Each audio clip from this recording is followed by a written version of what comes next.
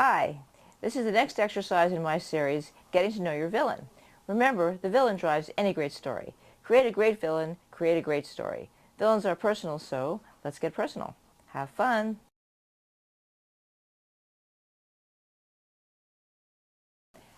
How does your villain get dressed?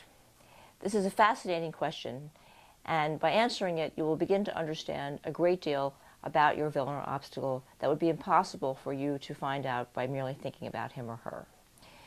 I think of the scene in Seven where we first meet Somerset, who is technically not a villain, but has an ambivalent role in the story. And what we see first is that he is getting dressed from the back. We don't see his face. And what we see is his jacket on the bed, and we see him pick an imaginary piece of lint from it, so we understand that he is very fastidious. And then he proceeds to arm himself, and we realize that he's a detective.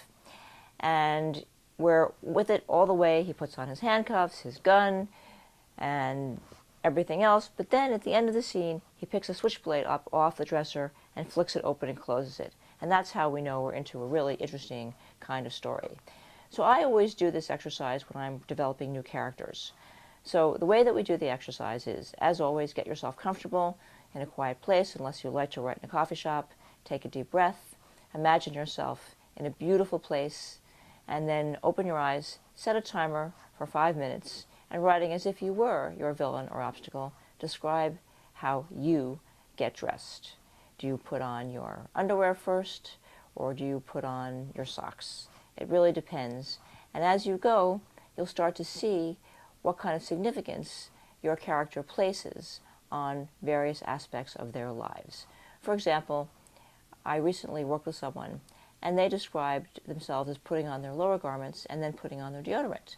Now, I had never imagined that deodorant was an article of clothing, but when I realized that this person was a newscaster and was in a very public position, it started to make sense that he would regard this as literally something that he wore.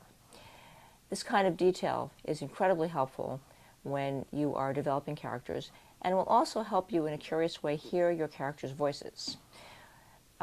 Further, a symbolic object like a switchblade or a can of deodorant is a way for you to understand on a deep level your villain or obstacle's secret concerns.